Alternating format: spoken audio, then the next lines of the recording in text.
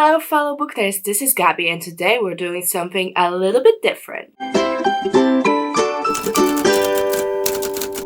Excuse my voice, I sound really sick, but it's just a bit of a cold and it's on my nose, therefore I sound like this.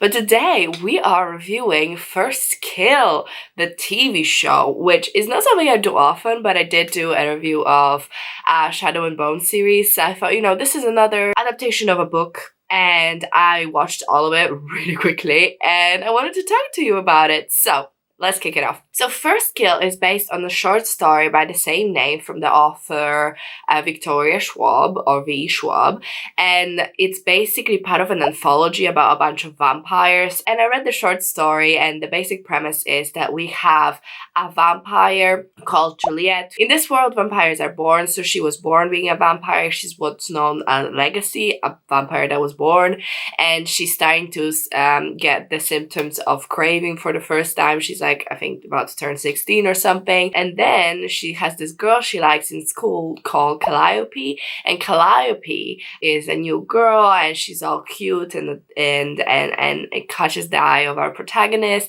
So at a party, Juliet and Calliope end up in like 7 minutes in heaven kind of situation.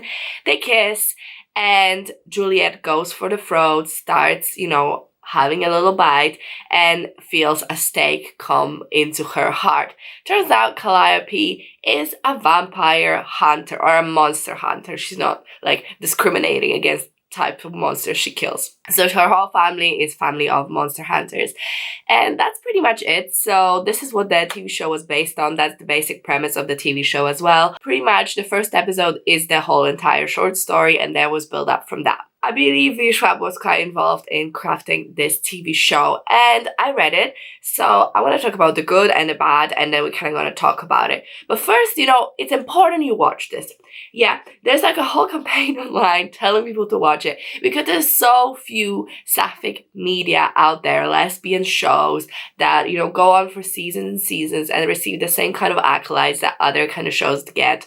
So it's important we support First Kill, which is why I watched it. It's really important you watch the whole thing. Let me tell you why that might be a good reason. Let me tell you some things I think they should improve and we can kind of talk about what season 2 might have in store for us. So first off, they're good. Let's start. Okay, so my first good, I said the posters are awesome and they really are. I mean, look at this.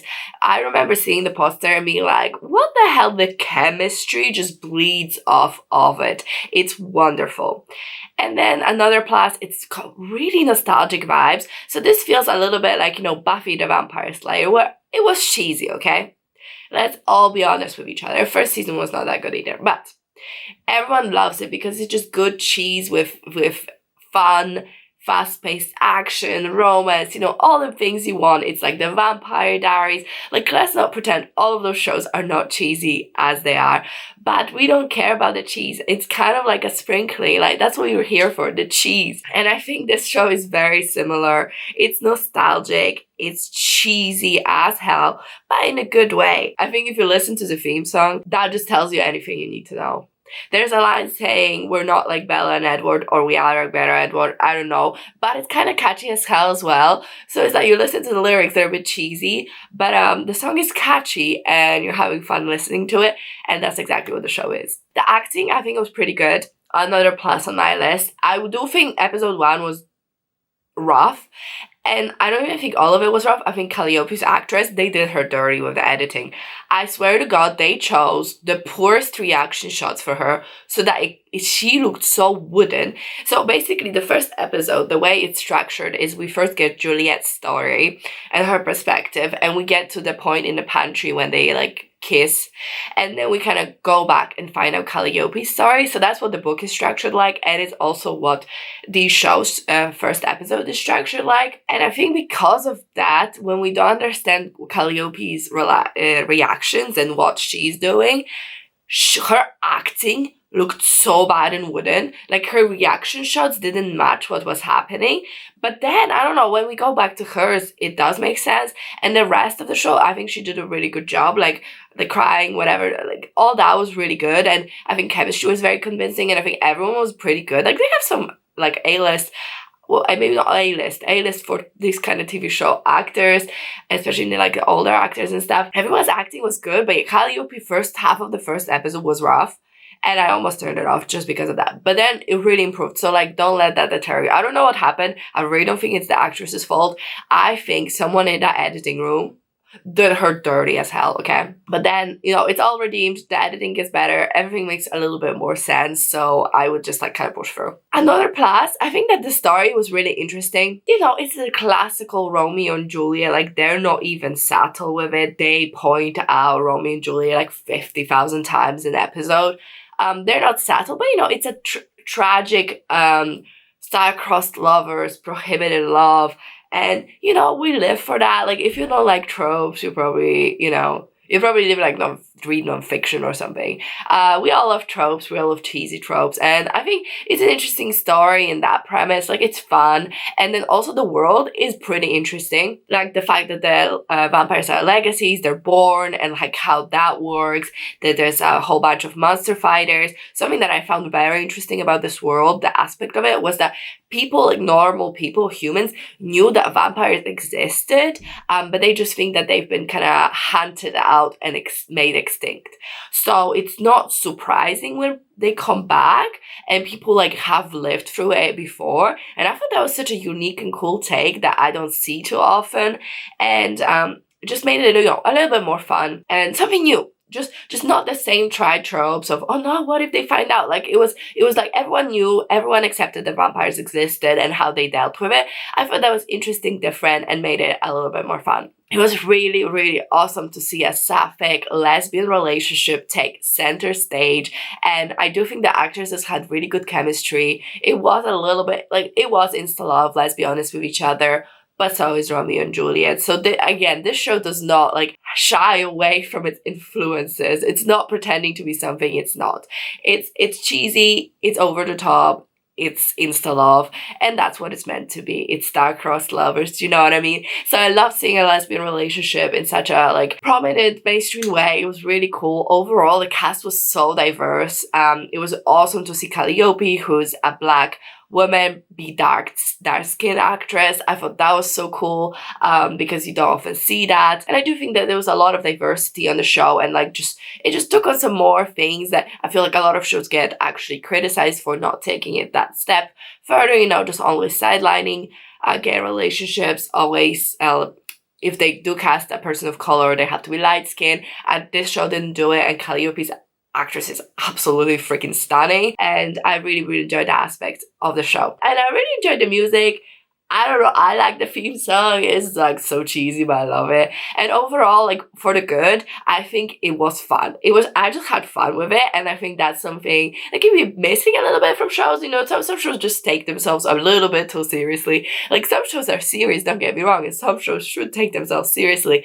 But some shows, they should just be about fun and cheese and, you know, getting to the fun stuff, and I really love that. So I hope it gets season 2. I do have some criticisms that we can work out before season 2. So let's jump into the bad. I think most of my criticisms when it comes to, you know, the bad, it's all about writing, and it's nothing really to do with the characters. The lore is the most underbaked, underexplained, vague crap I've seen. I said it was cool because the tiny little bits we get sprinkled in are cool. It's just so many things that I kept being like, okay, fine, but like, what about this? What about this? And they just don't even attempt to explain it. For example, right, we have Juliet's sister, Elaine, I think her name is. So she can actually like manipulate people. She has the power of like compulsion that vampires sometimes have. And her dad says that that's like unique to her. They don't know why she has that. No one else has it. Okay, fair enough. She's special. Something special about her. Fair enough. But there's so many other things she can do that others can't, and no one says anything about it. And maybe they can do it. They just choose never to do it.